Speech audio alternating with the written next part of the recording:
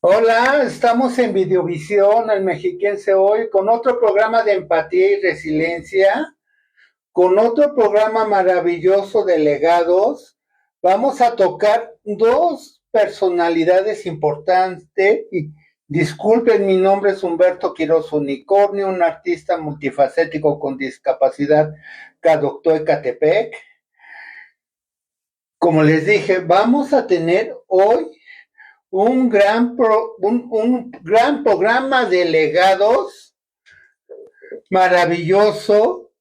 La verdad es que este programa de legados se lo quiero dedicar a una gran amistad que acabo de tener en el Centro Regional de Cultura de Catepec.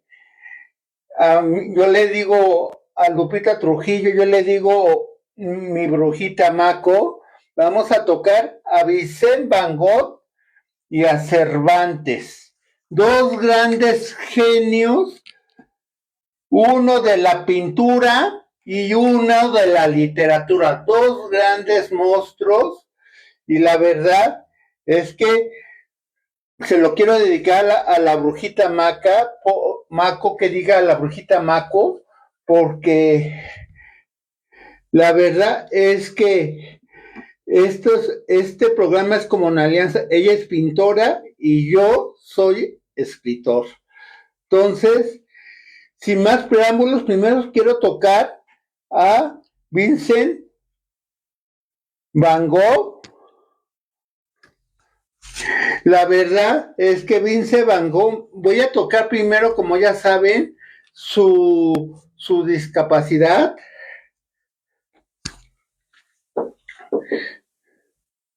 Su discapacidad. Dice que no padecía una discapacidad física documentada, pero vivió con severos de discapacidad psicosociales,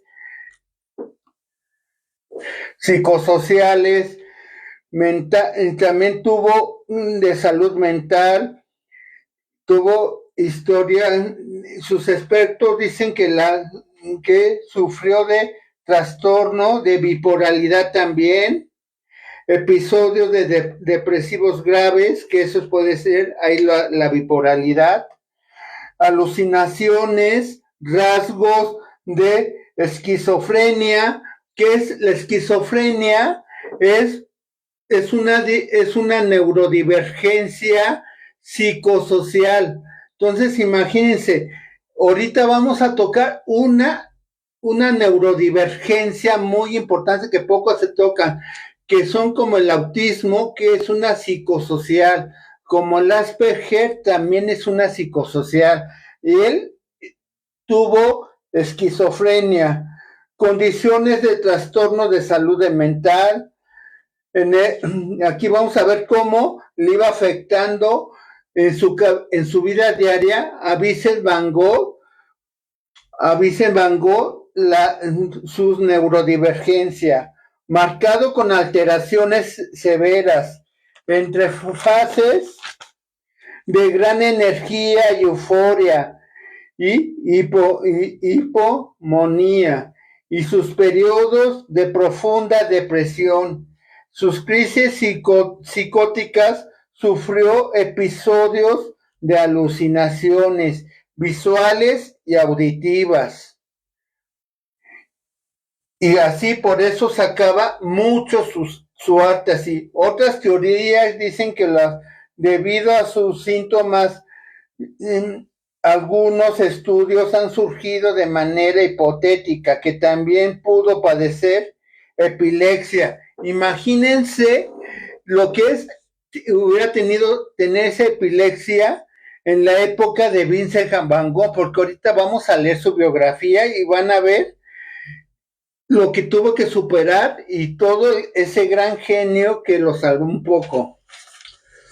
Son enfermedades de envenenamiento mental. El contexto legado de discapacidad. Actualmente el legado de Van Gogh se aborda con frecuencia de la perspectiva de accesibilidad universal.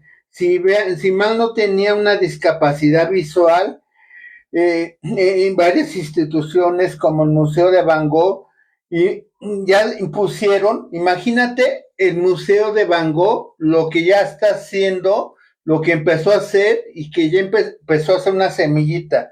Empezó a hacer recorridos de programas visuales para ciegos con táctil. Quiere decir que la pintura se puede tocar. La pintura tiene los colores tienen temperatura. Entonces, el legado de Van Gogh no solo fue para su discapacidad, sus discapacidades psicosociales, sino también llegó un legado de los visuales. Quiere decir que si hay pinturas para ciegos, si hay como, y si los colores tienen temperatura, si quieren un día hagan la muestra y cierren los ojos, respiren y toquen un color rojo y van a ver cómo el color rojo es caliente, el color azul es templadito, el blanco es neutral, el negro es frío, el blanco también es algo un poquito más helado. Entonces, van a ver lo que hizo Van Gogh. Entonces, ahorita voy a su biografía. Él nació el 30 de marzo de 1853 y murió el 29 de julio de 1890. Nomás imagínate todas las neurodivergencias que sufrió Van Gogh y en qué periodo, que todavía la ciencia no estaba tan avanzada. Y la verdad que ahorita todavía tiene sus complicaciones.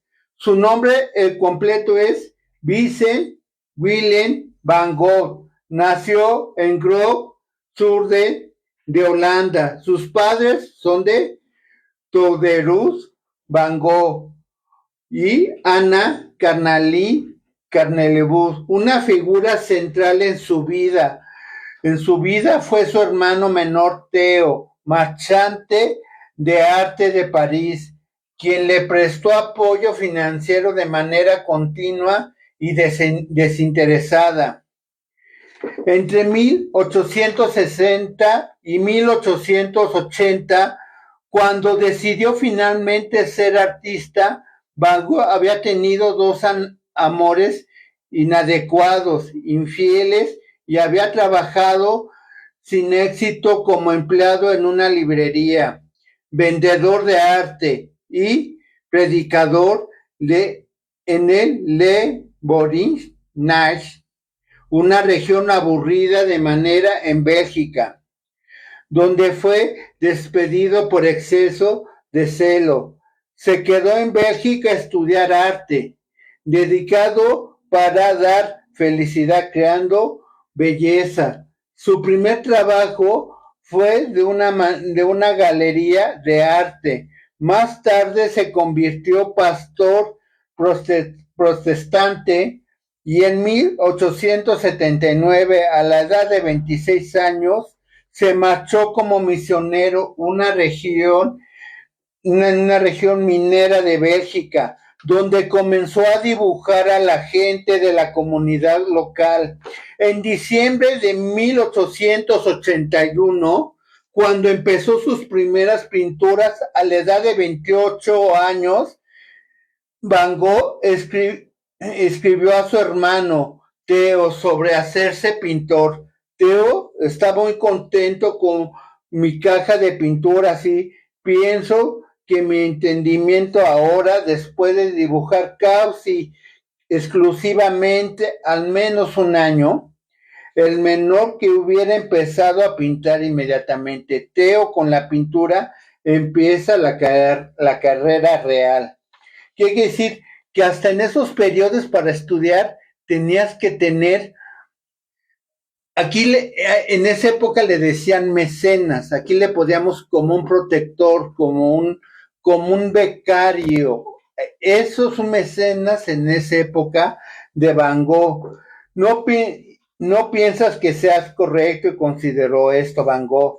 Trabaja a un ritmo vertiginoso, le costó mucho dinero, le causó muchas tensiones mentales y físicas que no le dejó tiempo libre para hacer otras cosas, pero él era perseverante. En una carta en 1882, Van Gogh le escribió otra vez a su hermano Theo: aunque me encuentro en dificultades económicas, no obstante tengo el sentimiento que no hay nada más sólido de una artesanía. En el sentido literal, usando mis propias manos, si fuera pintor, una de las cosas que te sorprendería de la pintura, y todo conectado en ella.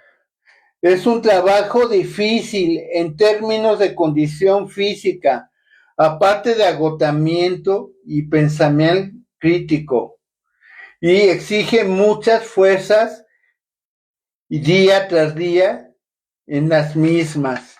Ese Van Gogh dejó un legado maravilloso. Existe el mito que se quitó la oreja.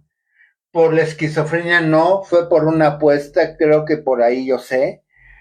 Dejó La noche estrellada en París, El café en París, muchos, muchos cuadros que ustedes ven a veces ahorita por ejemplo en los museos de Louvre o muchos museos de Europa, pero muchas pinturas que ustedes ven de las noches estrelladas es de Van Gogh. También pintó muchos ríos, o sea, era un arte maravilloso Van Gogh. Y yo pensando en Van Gogh, me inspiró esta lectura de Vicente Alexander, que se llama Quiero saber. Dime pronto el secreto de tu existencia. Quiero saber por qué la piedra no es pluma, ni el corazón un árbol delicado, ni por qué esa niña que muere entre dos venas ríos no se van hacia el mar como todos los buques. Quiero saber si el corazón es una lluvia o un margen, lo que queda a un lado cuando dos se sonríen, o es solo frontera entre dos manos nuevas que estrechan una piel caliente que nos separa, flor, risco o duda, o sed, o látigo. El mundo todo es uno, la ribera y el párpado. Ese amarillo pájaro que duerme entre dos labios cuando el alba pantera con esfuerzo en el día. Quiero saber si mi puente es hierro o es anhelo. Esa dificultad de unir dos carnes íntimas, esa separación de los pechos tocados por una flecha nueva surtida entre los verdes, musgo o luna. Es lo mismo, lo que nadie sorprende es esa caricia lenta que de noche a los cuerpos recorre como la pluma, los labios que ahora llueven. Quiero saber si el río se aleja de sí mismo, estrechando unas formas en silencio, cataratas de cuerpos que se aman como espuma, hasta dar en la mar, como el placer cedido. Los gritos son estacas de silbo, son los hincados, desesperación viva, de ver los brazos cortos alzados hacia el cielo en súplica de luna, cabezas doloridas que arriba duermen, bogan, respiran, que aún como una lástima turbia. Quiero saber si la noche ve abajo, cuerpos blancos de tela echados sobre la tierra, rocas falsas, cartones, hilos, piel, agua quieta, pájaros como láminas aplicadas al suelo, o rumores de hierro, bosques de virgen al hombre, o rumores de hierro, bosque virgen al hombre. Quiero saber altura, mar vago, infinito, si el mar es esa oculta duda que me embriaga, como el viento transpone, crespones transparentes, sombras, pesos, marfiles, tormentas alargadas, lo morado, lo cautivo que más allá, invisible se debate, o jauría de dulces acechanzas. Le escribí pensando en Van Gogh, y se lo quiero dedicar a la brujita Mako, este poema que se llama Óleo. Óleo matizado por el crepúsculo inmaculado, pero profundo, es el océano mismo. Y dije, ¿qué pieza de flauta podía ser? Hay una película de los 80s, que es La historia interminable, y yo siento que esto era Van Gogh. O sea, creaba fantasía de la nada, y por eso ahorita va La historia interminable.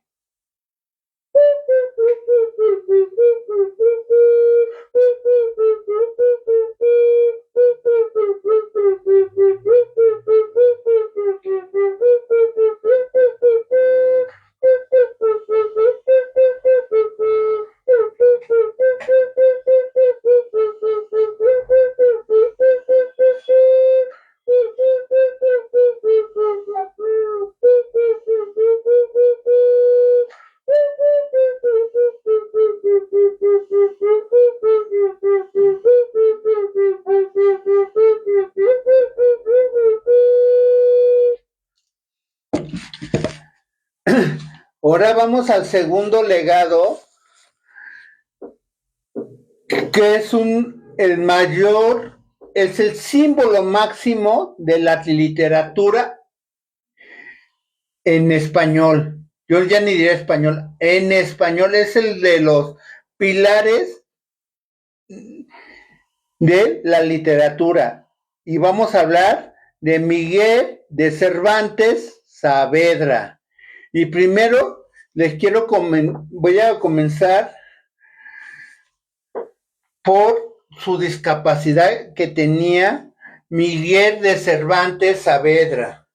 Sufrió la pérdida de la movilidad de la mano izquierda durante la batalla de Lepanto en 1571, lo que le valió el apodo el Manco de Lepanto. Y perdió la movilidad y perdió todos sus nervios, ¿qué quiere decir? Que aquí eso también es otro tipo de neurodivergencia, que es la neurodivergencia adquirida, que puede suceder por un accidente, por un virus, y aquí fue por una batalla, y que perdió totalmente una extremidad. Su casa fue herida por el combate en la flota contra los otomanos, consecuencia con la cual quedó invalidado y siguió su carrera militar a pesar de no tener una movilidad del antebrazo. Se confirmaba que su extremidad tenía carencia de inmovilidad. Su adaptación, lejos de limitarlo, continuó su carrera militar. Posteriormente se consagró como la figura cumbre de la literatura en español.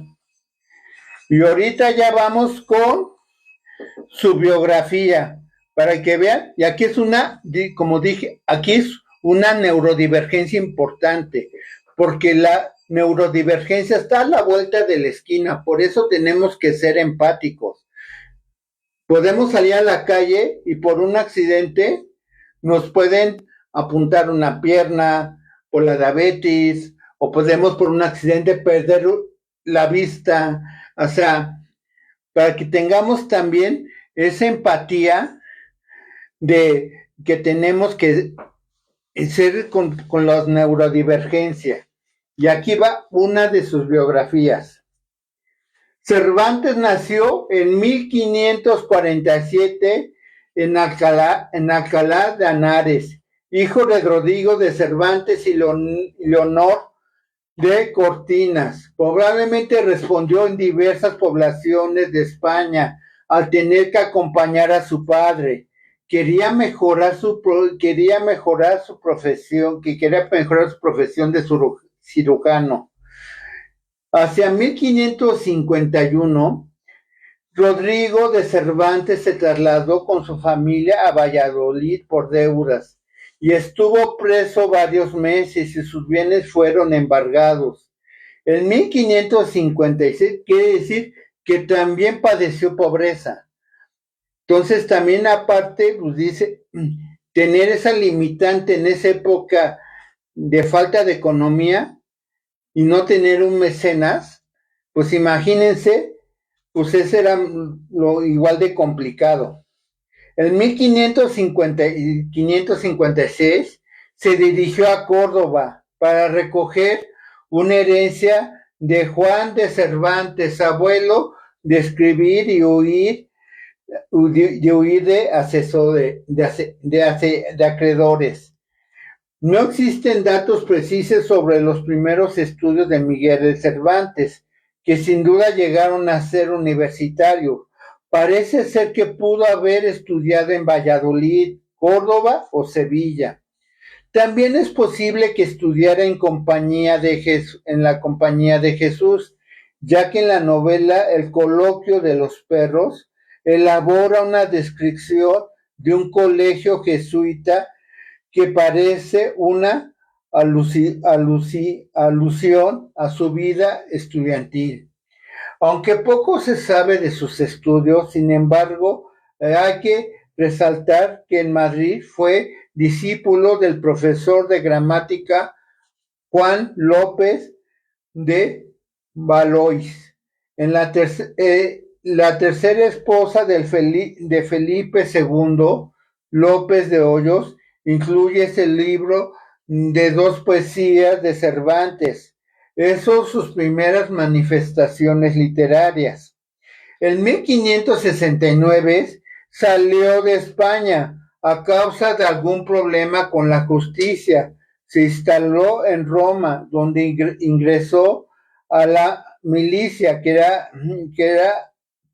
era la parte del ejército, en compañía de don Diego de Urbina, con la que participó en la batalla de Levanto en 1571. En este combate naval contra los turcos fue herido de un arcobuzo, que es como eran como los cañones, en la mano izquierda. Se quedó aniquilada. Cuando 3 años después de vida del accidente en Lombardía, Nápoles, Sicilia, adquirió gran conocimiento de la literatura italiana. ¿Qué quiere decir? Como que también se retroalimentaba de otras culturas. Y vamos a ver que esto puede sonar ahorita muy fácil, pero vamos a basarnos, como dice mi primo Alay, que es el historiador, en la época de Cervantes. Allí no se usaba internet, allí eran cartas y se manejaban por barcos. Entonces, y cultivarse de esas culturas, tenías que ir al país y tenías que cultivarse y vivir en el país. Regresaba de vuelta a España. La nave que viajaba fue abordada por piratas en 1575, que lo apresaron y lo vendieron como esclavo. Imagínense con todo lo que ya no tenía el antebrazo, lo que se tuvo que poner, lo que tuvo que vivir, porque perder una parte, una extremidad teniéndola o ya no poder hacer lo que se hace. ¿Qué quiere decir? Tienes que vivir tu negación, aceptación y acción. Y es un duelo. Es como si, para hacerlo más coloquialmente, es como un fallecimiento. Tienes que vivir ese duelo. Junto a su hermano Rodrigo, el Argel, en Argel pero allí permaneció hasta 1580. ¿Qué quiere decir? Tuvo varios años preso. Un emisario de su familia logró pagar el rescate exigido por sus captores. ¿Qué quiere decir? Vivió la cárcel también. Entonces también aquí eso canalizar de Cervantes. Eso que también vivió en la cárcel y entonces de repente, imagínate, y luego pues si ya, pues, con esa extremidad que ya no tenía, ¿no? Ya en España, tras 11 años de ausencia, encontró a su familia en una situación aún más penosa, hasta que más de pobreza, por lo que se dedicó a realizar encargos para la corte durante años. ¿Qué quiere decir? Aquí empezó a tener sus mecenas. Entonces, ese mecenas era el mismo gobierno. La corte, imagínense, es como si fuera el gobierno municipal de Ecatepec. Y ese es la corte del gobierno de ahí de España, donde vivió Cervantes. En 1584 se casó con Catalina Salazar de Palacios, tras rehacer económicamente y viajó a Madrid. Y comenzó a escribir una novela pastoril, Galotea y una obra en publicar en 1581. O sea que el del dolor lo hizo arte. Y creo que ahí me puedo identificar un poco con Cervantes, porque los escritores del dolor lo hacemos arte y lo hacemos belleza. Y no invente el hilo negro, porque todos los escritores lo hacen, los clásicos, los contemporáneos y los actuales. En 1587 consiguió un nuevo trabajo como comisario de previsiones en las armas invisibles con las relaciones que consigue a que acaba de instalarse en Sevilla trabajando como proveedor real, que ya estaba en la corte. Eso se llama resiliencia. Y que siguió también su carrera militar, a pesar de haber estado en la cárcel, a pesar que lo vendieron como esclavo, a pesar que estuvo preso, tuvo la resiliencia y no guardar, y al contrario salir adelante, puesto si bien sacaría de un problema con los campesinos y una acusación malversaciones que es falsa, le permitió entrar en contacto con lo abrigado y pintoresco del mundo, que tan se reflejaría en la obra maestra del Quijote. ¿Qué quiere decir? Que ahí se basó de esas críticas sociales, de esas críticas, se basó, y eso es lo que hacemos los escritores, de una crítica social la hacemos una ficción y lo hacemos y hasta hacemos una burla sin que el gobierno se dé cuenta. Entonces eso también es un valor importante del Quijote. Entonces, él comentó a gestarse, según el prólogo en esta obra, cuando Cervantes acaba en la cárcel, no se sabe, con ese término comenzó a escribir mientras estaba preso y simplemente se le ocurrió hay una idea. El éxito de este libro fue inmediato, considerable, pero no le sirvió para salir de la miseria. Al año siguiente la corte se trasladó a Nueva Valladolid. Cervantes con ellas. El éxito del Quijote le permitiría publicar otras obras que le tenían escritas, los cuentos morales de las novelas ejemplares, el viaje del Parnaso, comedias, y a rato voy a hablar de los entremeses, porque esto es importante, los entremeses, por eso se hace el Cervantino en Guanajuato, por los entremeses de Cervantes. Y es un legado que también nos dejó en México, para los que digan que todo lo malo viene de España. No, tenemos el Festival Cervantino por los entremeses cervantinos, que sí, entonces sí venimos todos de un mestizaje.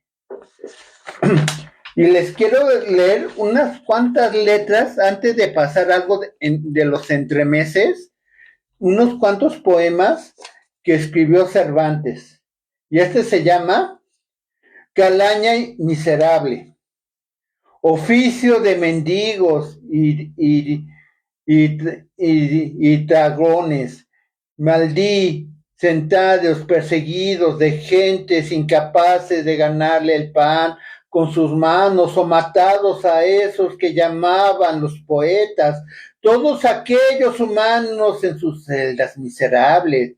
Mirad, sus manos son ágiles y son voces, y el arma por la codicia y la esterra, sin embargo, en las manos, momentos del Señor en los días de su descanso, se les invita a tomar de su pan, que exhibe y el vino, agradecidos ellos, lo harán al Señor, nombran virtudes y alivarán la hermosura de su dama, pasando la noche que recogerán sus instrumentos frágiles de igual dignidad del que el amo irán, murmuran, mendigos oficios suyos, de putas y ladrones. ¿Qué quiere decir? Aquí está haciendo una crítica social en poemas Cervantes. Entonces, también hay un legado en Cervantes en hacer críticas sociales. Y aquí va otro. Y dice, las buenas maneras, diminutas, lo que tú puedas, harás fortuna y la reemplazarán el asesino, el defensor del orden, el miserable ungido como un dios, aquí el que mete en los negocios en otro, y existe el menor riesgo, si no es posible comenzar en el silencio. Ten respeto para el poder. Si te opones, te destruye, te traiciona, te vas el látigo. Algún día ese poder, centinela en tus manos, aprende buenas maneras, comila que a quien dice la verdad, inipádido, llamado, incesato, sabiendo que lo que sí está todavía está vivo, y sobre todo únete al fin de esta semana con esta casa de falsario. Nacen fugaces las palabras al tiempo que se reniegan, que se tensan las materias en que se graban. Oigo su parpadeo de su infamia, ha llegado los canteos y otras consecuencias, suspensos en otros insignificados, mientras la obstinación de bandazos ciegamente, fragamente su precario equilibrio, escucho lo que me rescata el decir, escucho lo que me resta por decir, y anudo mi sueño con mi nombre, porque vengo de un grito, y vengo de allí, en esa lejanía, desde lejos que me miraban, y en la que las huellas se preparaban y todos ahora frustrados con el dolor, con la conciencia y 2 horas y sus sogas, todo un equilibrio entre silencio y llanto. Si oyeron este poema, habla de la batalla de Lepanto. Entonces, sí me gustaría tocar los entremeses cervantinos y su importancia. Y aquí va un poco del mayor legado que dejó Cervantes aparte del Quijote. Entonces, aquí va. Cervantes, siendo un muchacho, vio precisamente en López de Rueda, que quedó impresionado por él, que sabemos que era su oficio y lo que los pone en oro, piezas de aderezas de algún entremés, la negra trufán de bobo y en fábrica, y entre 2 coros, autor se trató representante de él, Hoy sabemos que en diversas fechas, entre 1551 y 1561, puso obras en escena, que es el teatro. Aquí también es una parte importante y creo que también me nace mucho es el teatro. Entonces, Cervantes en los entremeses metió el teatro y metió también el teatro también aquí en México. Entonces, y metió, porque los entremeses son como narraciones, como medievales, entonces, y metió esa cultura, y tenemos el mayor festival de México por Cervantes, por estos entremeses. Puso obras de teatros en las ciudades, en Valladolid, Sevilla, en Toledo y en otros lugares. Escribió su teatro preferentemente en prosa. ¿Qué quiere decir? Que se habla coloquialmente. Sus obras más intensas en las que se señaló el influjo del teatro italiano. Tiene escasa acción, sigue sus movimientos de gracias primitiva de entremecer a sus pasos. Damos de ellos las actualizaciones y de ladrones. ¿Qué quiere decir? Que antes hablaba de reyes, de princesas, y en los entremeses se habla de los que cuiden las ovejas, de ladrones, de gitanas, de supuestamente toda la clase baja que no se comenta y que está como negada o que se oculta. Y aquí vamos a ver algunos de Cervantes Saavedra, y aquí ya leímos, y vamos a ver, en 1584 publicó su primera obra Galatea, aquí ya está.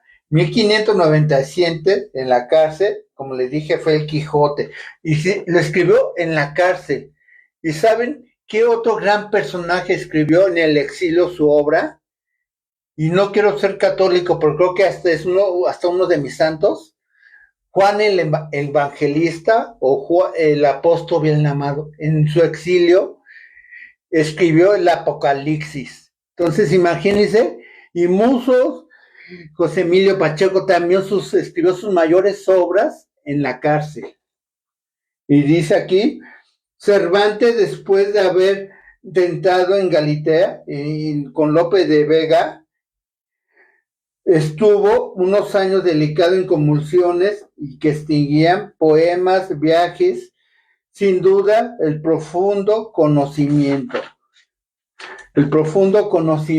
de la pluma española que admitía páginas del Quijote como el caballero andante, como su compañero Sancho Panza, que eso regularmente se le acude a la, por ejemplo, aquí hay ahora sí, como si fuera, para que me explique un poco, el director aquí del Mexiquense es el licenciado Juan Manuel Padrón, y la que fuera su Sancho Panza aquí, es aquí mi productora, es Maricruz García, pero si la labor del Sancho Panza como la del Maricruz García, el Quijote no sería el Quijote.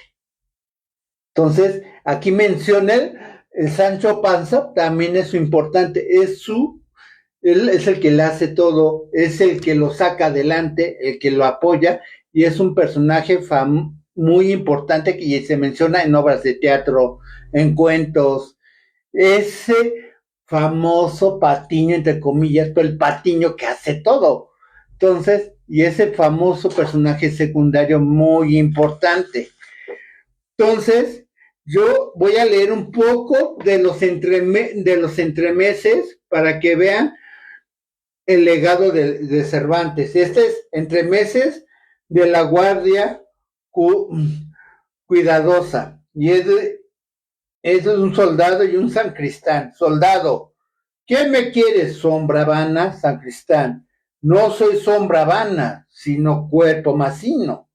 Soldado: pues como en eso la fuere de mi desgracia en conjuro, ¿quién quieres quien buscan en esta calle? Sacristán: A esto te respondéis, por la fuerza de mi dicha, soy Lorenzo Pasillas y sacristán de esta parroquia, y busco la calle que hallo en tu busco, y no la hallas, busco por ventura cristiana la fregona, ¿qué cosa? De, díceteme, sacristán, soldado, pues ven acá, sacristán, de Satanás. Sacristán, pues voy allá, caballo de Ginebra. Soldado, pues gozo, pues sota y caballo, no falta sin un rey las manos que ven acá, digan otra vez, tú sabes de pasillas, que pasó te vas, con un chuzo que conica. Sacristán, tú no sabes, pulco vestido, que en la prenda que yo mentaba, que por sus cabales y por mía.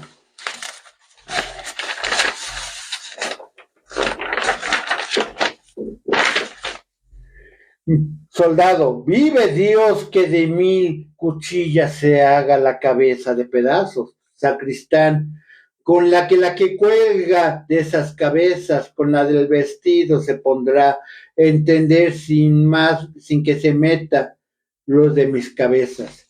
Y aquí es, por ejemplo, es un pequeño entremés que por lo que se formó el famoso Cervantino de Guanajuato y se sigue representando cada año en el Cervantino.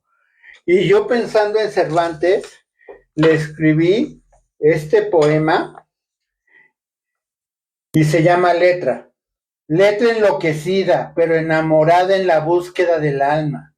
Cuando curamos el paraíso sobre el camino.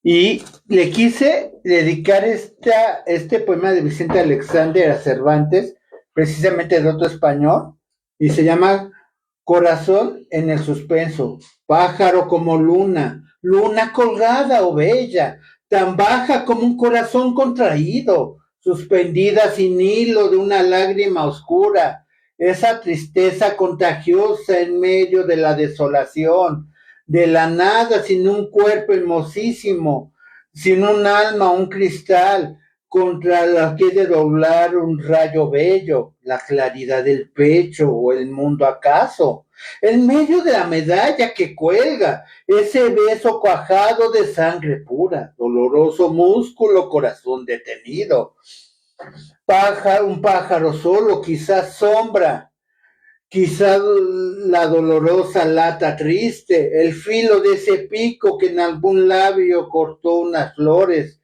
un amarillo estambre o polen de luna por esos rayos fríos, soledad o medalla realizada, espectro casi tangible de una luna o una sangre o un beso al cabo.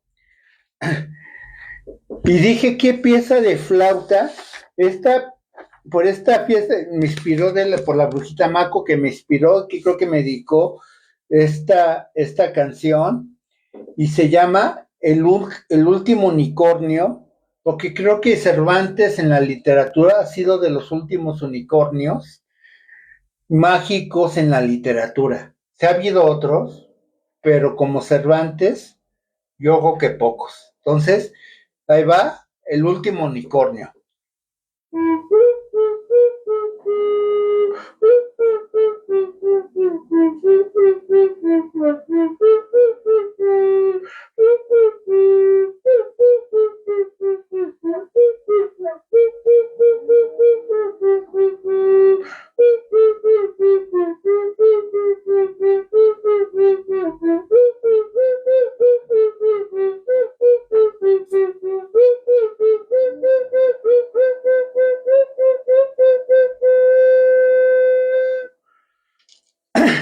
La verdad, me quedo atónico con estos dos personajes. Conocía de ellos, pero la verdad que aquí me sorprendieron mucho más y de lo que se tuvieron que sobreponer y el legado que dejaron. Para el 13 de agosto Vamos a tener una vieja conocida de aquí del Mexiquense, pero la voy a entrevistar yo, o sea, ya con un gusto. Voy a entrevistar a Claudia Vázquez, madre, tanatóloga, consejera, eh, próximamente psicóloga. Ella tiene la neurodivergencia del TDA, porque el TDA sí es una neurodivergencia. Y fíjense que ella, lo que vi su biografía y lo que me enseñó, que es lo que aprendí con la música, que nunca, igual que con la conducción, que nunca es tarde para aprender y salir adelante y comenzar de nuevo y volver a renacer.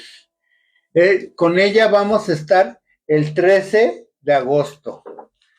Y el 27 de agosto, los próximos legados no se quedan atrás, ¿eh? Y también se lo quiero dedicar a mi brujita Mako, porque ella es su estilo de pintura a Remedios Varos. Ella tenía problemas cardíacos siempre. Su forma de arte mostraba el dolor y lo mostraba con valentía.